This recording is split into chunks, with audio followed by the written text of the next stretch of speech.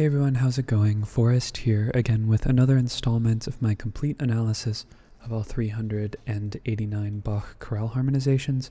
Today we're going to be looking at Jesu, deine, Pein und Tod, which translates to Jesus' suffering, pain, and death. This is a really fascinating chorale. It's totally tonal, but it has a really interesting modulation structure. There's a really interesting working back to the tonic key towards the end of the chorale in preparation for the last couple of cadences. But all in all, this was a very harmonically dense chorale. Probably has something to do with the text. But all in all, we should hop into the analysis. So 3 flats in the key signature. We start on E flat major and we end on E flat major. I reckon we're in the key of E flat major. And like I said, we start off on an E flat major triad before we go to B flat, D, and F. That's a root position B flat major triad or a 5 chord, passing 7th in the tenor. We then have C, G, C, and E flat. Notice that this D is a 9/8 suspension over the bass. That would be a C minor triad in root position or a 6 chord. And then we have D, F, B flat, and F. The C is accomplishing the exact same thing that the D did on the previous beat. This would be a B flat major triad over D, or a 5 chord in first inversion. We then have E flat, B flat, and G, and that E flat just leaps up here. That is a tonic triad in root position, an E flat major chord. We then have F, E flat, A flat, and A flat. This, I guess, is a F minor 7 chord without the 5th, which is interesting. And then we cadence on really the most interesting chord that I've seen so far. This is an imperfect authentic cadence, as we don't have E flat in the soprano, in the melody. I think it's more accurate to say the melody, because even though the soprano and the melody are analogous terms, not all vocal groups are going to have a soprano, so perhaps the melody is a better way of articulating that. But we have G, E flat, D natural, and B flat, and that is an E flat major 7 chord over G. I had to double check and see if there was a typo. No, that's how it was in my edition. It's how it was in a couple of other editions I looked at too. We're cadencing on a 1/7 chord, very jazzy, and also we don't have any have no dominant preceding it. Really, this progression is almost plagal in the sense that it's a non-dominant chord preceding a tonic chord. But whether this is an authentic cadence, I really don't know what to call this cadence because it doesn't have a textbook definition. I would say it's probably closer to a plagal cadence, or it's some type of imperfect authentic cadence. I don't know, we could speculate about what it is, but definitely one of the most maybe the most fascinating cadence we've come across so far. Cadencing on that major 7 chord, and it's inverted as well. Okay, so moving forward, we have a perfect authentic cadence in the key of E flat. We immediately progress to A flat, C, E flat, and C. That is an A flat major triad in root position. We're leading up to the tonic here, so that's not a non-chord tone.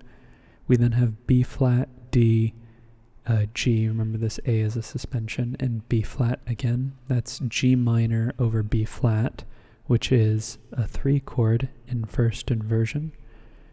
And then we have C, E flat, G, and A flat.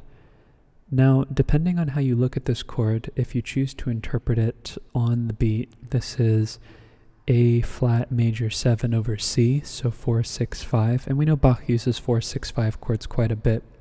But if you look at these non-chord tones that I'm marking here, you have C, D, F, and A flat, which might imply Well, actually, now that I think about it, if that's a 4 chord on that beat, a passing 7-4-2 might actually make sense because 4 wants to go to 7. Let's stick to that, because I was saying it was one of the chords, it was one of either of these chords on this downbeat, but no, it makes more sense that it's happening in passing. We then have B flat, E flat, E flat, and G. That is an E flat major triad in second inversion. And then we have A, C, E flat, and F. There is our 2-6-5 chord in passing. And the only reason why I'm analyzing with sort of like harmonic irregularity, like I'm starting to break it up into eighth note harmonic rhythm rather than just quarter notes, is because we're getting ready for starters, the chord is analyzable, and it makes sense in this context. You know, we see 2-6-5 chords in cadences all the time.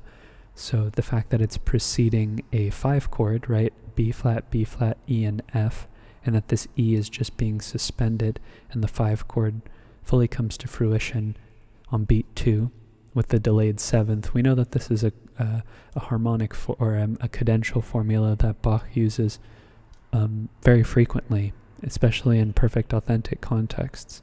So we kind of have 1, 6, 4, and 5 happening in proximity, and I'm going to put the bracket underneath it regardless because the passing chord is incidental.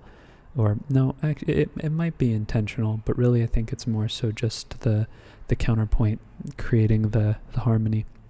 The fact that it fits in this context is fitting because it is cadential, but I'll put the bracket underneath it anyways because the voices are moving in the way that you would expect, right? We have the G going down to F, and we have the E flat, or actually, we would expect the E flat to go, we have the E flat going down to D. So the voices that are staying consistent are consistent. It's just this E flat.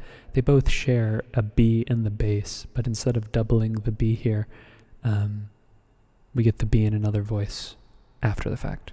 So they do share a bass, it's just the way that Bach chose to voice it. Instead of a doubled bass or a doubled fifth, he still doubles the tonic, which is interesting.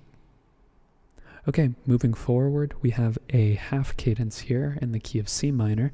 So we're looking for a modulation point, and I think the zone in which we modulate is in and around the end of this measure, because this B natural gets introduced. So I think we modulate in and around beat 4. That'll kind of be our axis that we look around. But let's see. So we have E flat, B flat, E flat, and G. That's just another tonic triad.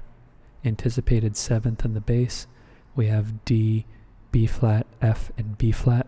That is a B flat major triad over D. So that's first inversion. And anticipation again in the bass. But that's not a 7th. That's just an anticipation. And we have C, A flat, E, and A. That is an A flat major triad in first inversion, so 4-6. Then we have some passing tones here. We kind of have the same thing going on here, right? D, F, A, and C. That would be our passing 7 chord, right? Like 4-7. But this time it's 7-4-2. We have this long pedal tone in the bass, so if you don't include the 7-4-2 in your analysis, that's fine. But I think this C in the bass is, you could just say that this is a 7 chord and exclude the 4-2. I've seen some analyses like that where there's like a pedal notation, like they put like a dotted line or something, but because the bass is still, part of the chord, and I don't have to stretch my analysis to really go out of the way to include it, I'll just include it in the analysis. It's no problem. And then we have C, E flat, G, and G. That's a C minor triad, and it's happening right here. And I reckon that that's also the point in which we modulate to the key of C minor, so we'll just call that 1. So we have this deceptive progression here, a cadential progression leading to something that a tonic functioning chord that isn't the tonic, right? So that's where I'm going to say we modulate. We then have A flat, E, and G as well. So one could go out of the way and say that we do in fact modulate we do in fact get 6-5 here, because A flat would be a 6 chord in the key of C minor, and it would be in first inversion because of that bass. But But yeah, I guess it ultimately depends on how you look at it and really how significant analyzing what this harmonic rhythm is. I think that the fact that we're getting ready for a cadence and we're seeing this similar harmonic rhythm between the first phrase or the second phrase and the third phrase is telling, and the fact that there are analyzable chords on 3 and 4 and. There might be some intention there. So I'll go ahead and leave my analysis. The parenthetical chords are usually just optional anyways. I analyze them if I can. So then we have C. We have the C here, that's a suspension, a lower suspension. We have the A flat, the D, and the F. I reckon the C and this A right here, you could just say that this is a continuation of the D diminished chord, which would be, a 2-4-2 chord. But I don't think that that's the case. I think these are just accented non-chord tones, and that this is actually, that our 6th chord is actually our predominant, and this is just a B, G, D, and F. This is just a 5-6-5 chord, a G7 chord over B, which is our dominant. And because this is a half cadence, it's likely that we'll get a tonic after this, right? C, G, C, and E flat, which is our C minor triad. It turns into first inversion here as he goes leading tone, tonic, 3 and 5, right? He just cadences on the tonic here.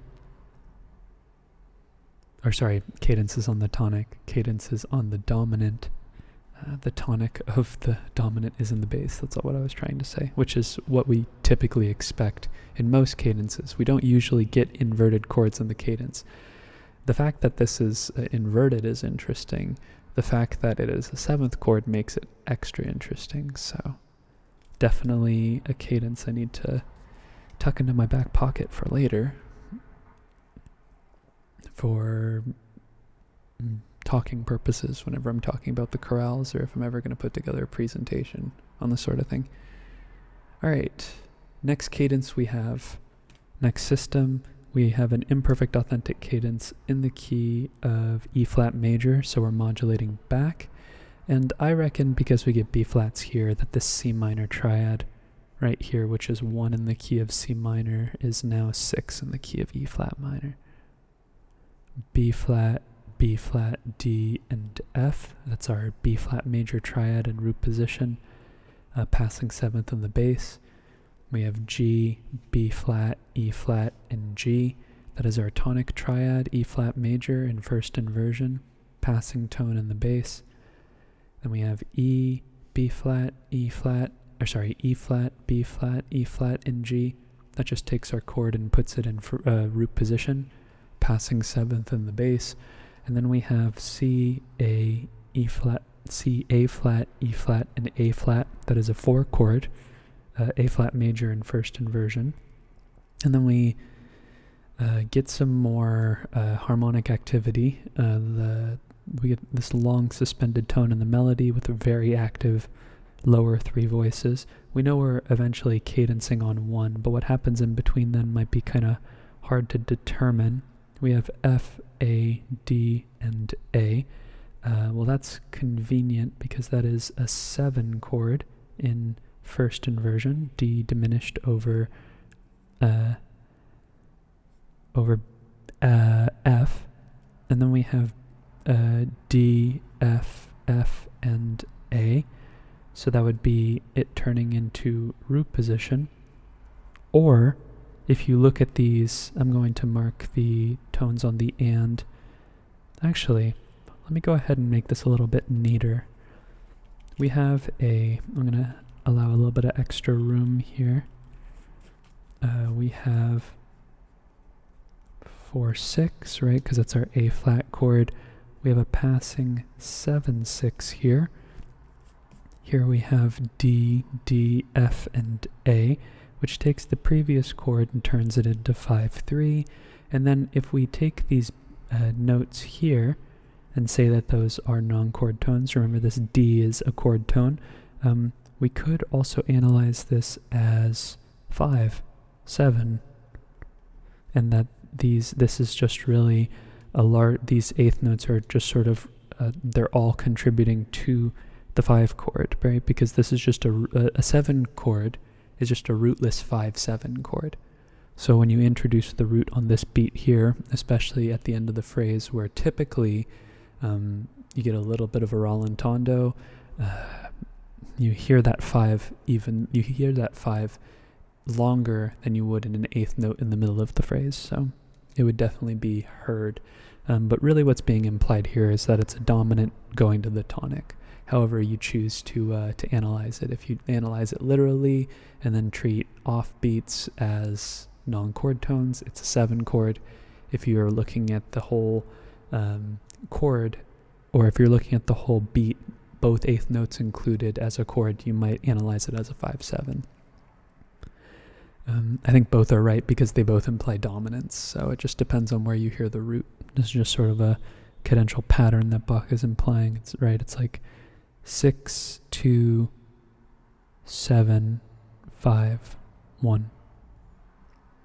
It's like outlining the diminished triad, the dominant triad with this arpeggio here.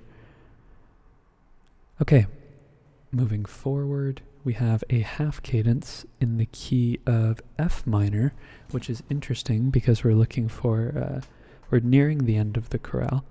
So we would be expecting to start going more in the direction of E flat, but F takes us a notch away on the circle of fifths, right? It adds a flat to the key signature. But then again, all the phrases have been very regular in terms of their length, so we have another 4 cadences to analyze. Or another 4 phrases, rather. So here we have C, C, E flat, and G. That is a 6 chord. C minor is our submediant. And then we get B flat, C, E flat, and A. And that B flat's probably an accented non-chord tone, so we have A flat, C, E flat, and A.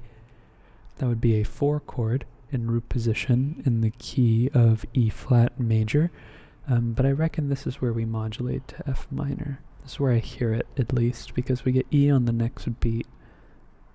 So we'll call this A flat now the mediant, or the relative major to F minor. And then we get G, B flat, E, and B flat. That is E diminished over G. So that is a 7/6 chord. The bass leaps up. And then we get C, F, A flat, and then we get a suspension here, like a 2-3 suspension under the melody. And that's our tonic triad and root position. Okay, next chord. We have F, B flat, D flat, and G.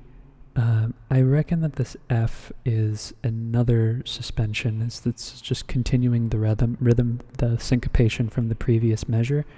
And it's really E, B flat, D flat, and G, which would be a root position, fully diminished 7th chord, a fully diminished 7 chord. Which would then go to 1 again, as you would expect, right? Or rather, actually, before I fully commit to that, what I will say, sorry, let me get some eraser from my new pencil, I gotta twist the top for it. We can't fully call it a fully diminished 7th chord, actually, because E, B flat, C also gets introduced. So we have the D flat here, which, if we have F, B flat, D flat, and G, that would be 2, that would be I guess the harmonic rhythm actually is speeding up here, and we could say that this is, I don't know, I actually don't know how to go about doing this. We could technically say that there is a 2 chord here, F, B flat, D flat, and G. That would be a 2-4-2 chord, and it would be half diminished because G would be our root and F would be our 7th. That's only a minor 7th, so that means the quality of the diminished 7 chord is half diminished. But then on this beat, instead of marking these as non-chord tones, This eraser is not the best, or it's the paper that doesn't like being erased on. If we call these non-chord tones, we have E, B flat, C, and G, which is a passing C7 chord over E, which would be 5, 6, 5. All in all, it makes sense to going to 5, 6, 5, but I'm used to seeing 2 chords in first inversion like we have up here, rather than in third inversion or even second inversion, as we saw, we did see, or even in root position. We're used to seeing them in first inversion. I swear we had one. Did we not have a 2 chord in second inversion? Maybe I'm just confusing it with another chorale. Maybe I'm crazy. Anywho, F, A flat, C, and F. That's our tonic triad. Passing tone in the alto, and then we cadence on C major, C, G, E, and G. E natural. Okay, next we have a perfect authentic cadence, and get this, the key of B flat minor.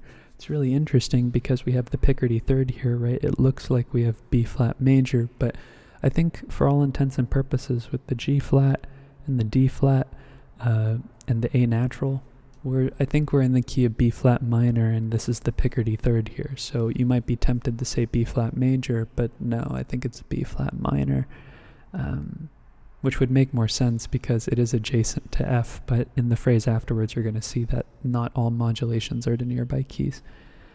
So anywho, we don't modulate immediately. We do go to A minor, or F minor first, right? 5 does go to 1. We have some passing tones. We then have A, C, C, and F, and I meant A flat, not A natural. Albeit A natural would make sense, I guess. It could be a secondary dominant, who knows? But all it does is invert the chord. Some non-chord tones. And then once the E flat gets introduced with the A natural and the melody as well, that's when I'm starting to think we modulate. So we have G, B, E flat, and G.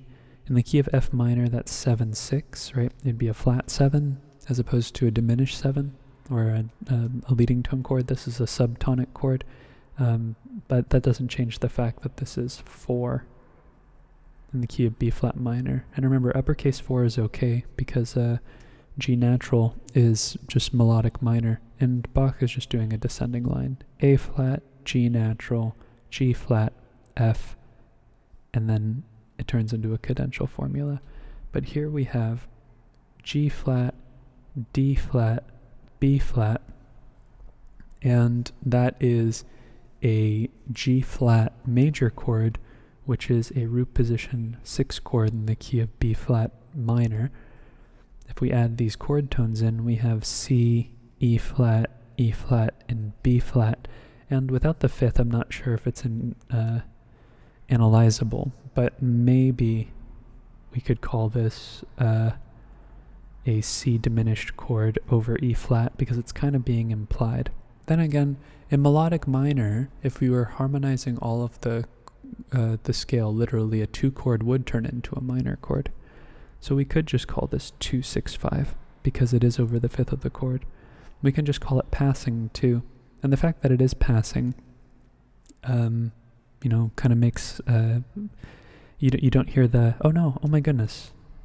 Of course there's a 5 in the chord. I just misread my clefs. There's a G flat in the bass clef.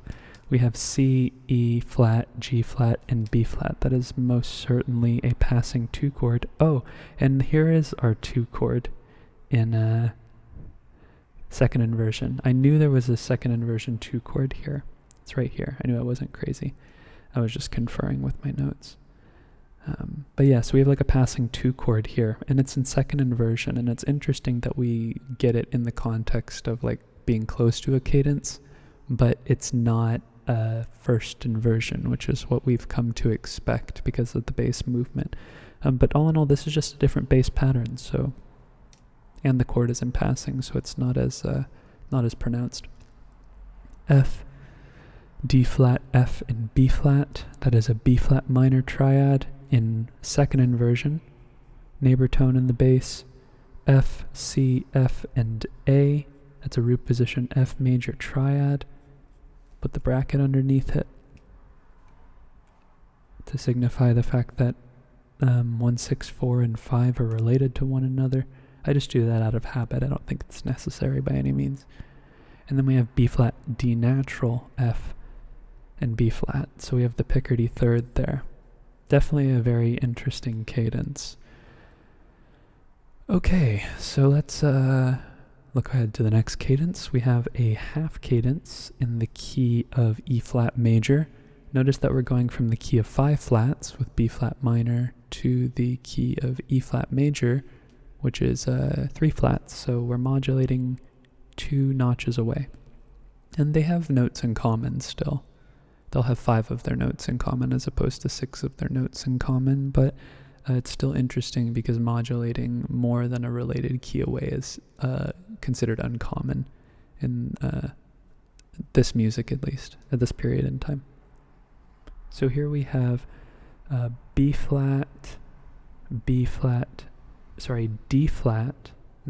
natural. We have D natural, B flat, F, and B flat. So that would be a B flat major chord, which would just be a continuation of the last chord. However, this would just be the previous chord in first inversion.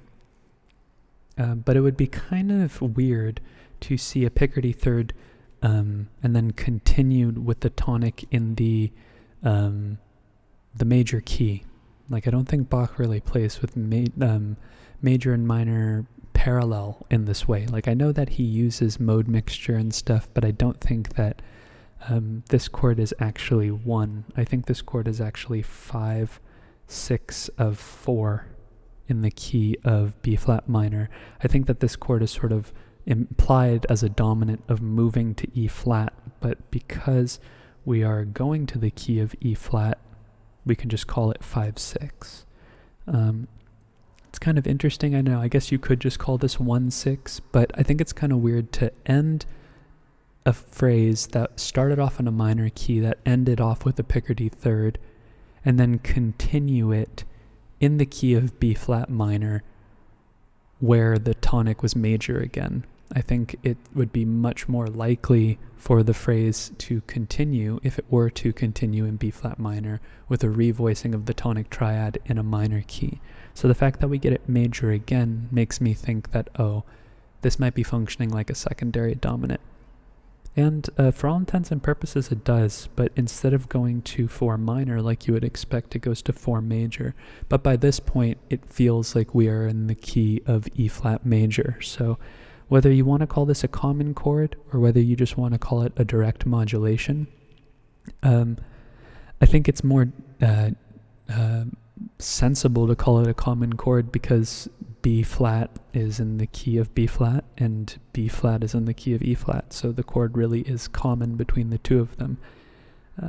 But yeah, we'll just go ahead and call this 5, 6 going to 1 instead of 5, 6 of 4. Because it does go to E flat, B flat, E flat, and G with a passing tone in the alto. And on the next beat we get C, E flat, G, and C. That's a root position C major chord. And then we get this kind of this interesting suspension that doesn't go down a step. It skips down to A flat. So depending on how you look at this, you might hear this as a 4/7 chord. Depending on whether this C sounds pronounced enough for you or whether this A flat is what takes precedence over the C. We then have G, D, G, and B flat. That is a G minor triad in root position. So that would be a 3 chord. And this B flat is a chord tone, so we don't need to mark it as anything. And then we have G, C, E flat, and A. That would be a 4 chord, another 4/7 chord actually, but this time it would be in third inversion as the root of the base of the chord is the 7th of the chord. Then we have some non-chord tones depending on how you look at it. We have F, D, F, and A flat. And the reason, again, why I have it analyzed this way is because we've seen a lot of these 4, then passing 7, going to some type of chord. If not a tonic triad, a deceptive progression, but we've seen a lot of 4 passing 7, 1, 4 passing 7, deceptive, 4 passing 7, 1, or 4 passing 7, 1. We've seen this sort of this ideation going on, this motive, harmonic motive at least, this chord progression. So we could just say that we have a passing 7, 6 here. I need to allow myself more space so that it doesn't look like the chords are happening a half beat afterwards. I'll call this 7, 6. Sorry, I wrote 7, 7 there. And then we have G, E flat, B flat, and G. That's our tonic triad and root position, or sorry, first inversion. Passing tones in the bass and the alto. A flat, E, C, and G. Again, I don't think that a 4 chord is really being implied here. You might hear it in, I guess if you hear it in passing, you could just say 4, 7 before we cadence on B flat 7, B flat, B flat, D, or sorry, B flat major, B flat, D, and F. And a lot of these sevenths are a byproduct of like counterpoint and suspensions, and really the triadic movement is what matters the most. But we ultimately cadence on 5. But because the harmonic rhythm is there, these passing chords are outlining normal progressions that you would see in the music, I want to include them, which is why, and the fact that they're just so consistent throughout, like a lot of these eighth notes, these eighth note sections where the bass has more activity, is harmonically more dense than other sections in the piece, I think is meaningful, which is why I've gone to such longer lengths to analyze this chorale, or at least much more granular lengths, like looking in deeper and trying to be more particular with the different harmonic rhythms that are apparent throughout the piece. I think the one thing that's been the most consistent is the fact that it's really towards the harmonic rhythm hastens at the penultimate 2 beat, or the last 2 beats of the penultimate measure before the cadence. Like it just speeds up right before the cadence, right before the cadence, right before the cadence. Pretty much consistently across every single cadence we're seeing a speed up in harmonic rhythm, and it still outlines a functional progression, so might as well analyze it. But really what matters are the chords on the numbered beats. Okay, last cadence, as you would expect, perfect authentic cadence in the tonic key, no more modulations up until this point. We have E flat, B flat, E flat, and G, which is a 1 chord, E flat major, some passing tones. We have E flat, G, E, and B flat, so we don't get anything new here. We get some delayed passing tones. This B flat is not a passing tone, but we get a little bit of like a passing 5 chord here, D, F, B flat, and D. It's in first inversion. And then we get C, E flat, and A flat, which is like a little deceptive progression. 5 going to 4, 6, which we see from time to time. And then we have C, D, F here as well. Actually, that C is a chord tone. I don't need to mark that. But still we have C, D, F, and A flat, again with this idea of 4 going to a passing 7, albeit this passing 7 is 7, 4, 2. Yeah, we get these passing chords all the time. I need to allow myself more space to really write out the whole chord while staying in time. So we have 5, 6, 4, 6, 7, 4, 2, and then we have B flat, E flat, G, and G. That is that's E flat major over B flat, so 1, 6, 4, and then we have some non-chord tones, right? A flat, C, and F, and here we get a 2 chord, right? A 2 chord in first inversion, right? So 6, 5. Or 2, 7 chord in first inversion. A flat, E flat, C, and F. very similar to the 1-6, the chord progression that we got right here, which also happened to be a perfect authentic cadence in the key of E flat major. So 1-6-4 with this passing 2-6-5. If we got a 5 on the next beat, it would really outline the fact that there's something similar going on between these two phrases, right? B flat, D, and F. There's our 5 chord with this like double neighbor tone figure going on here. D, E flat, C, D, before we get this delayed 7th here, and then cadencing on 1. Go ahead and put the bracket here as well. Okay. Very good. This was a difficult analysis. You know, there was a lot going on. This first cadence still kind of eludes me. It's 2 going to 1. All in all, I think it's a plagal cadence the more that I think about it, just because of the fact that it's a tonic chord, or 2 is not a tonic chord. It is a non-dominant chord going to a tonic chord, which is plagal in my mind. 2 and 4 are used often interchangeably as predominants, but the fact that there's no dominant in the texture or in the progression is indicative of the fact that something interesting is going on there. And let's not forget the fact that it's a 7th chord. Harmonic rhythm was very inconsistent here. Sometimes we analyzed in 1/8 notes, sometimes we analyzed in quarter notes. The things that were consistent were sort of the proportion, like towards the end of the phrase, like the middle end of the phrase, the harmonic rhythm sped up for however long it did, varied on the phrase, or varied depending on the phrase. But you get these sections right here that are very rich in harmony, and even though they are contrapuntal, you have chords that you can pick out, and they spell out a functional progression. Lots of 4 going to 7. Chords interrupting the 1-6-4-5 relationship.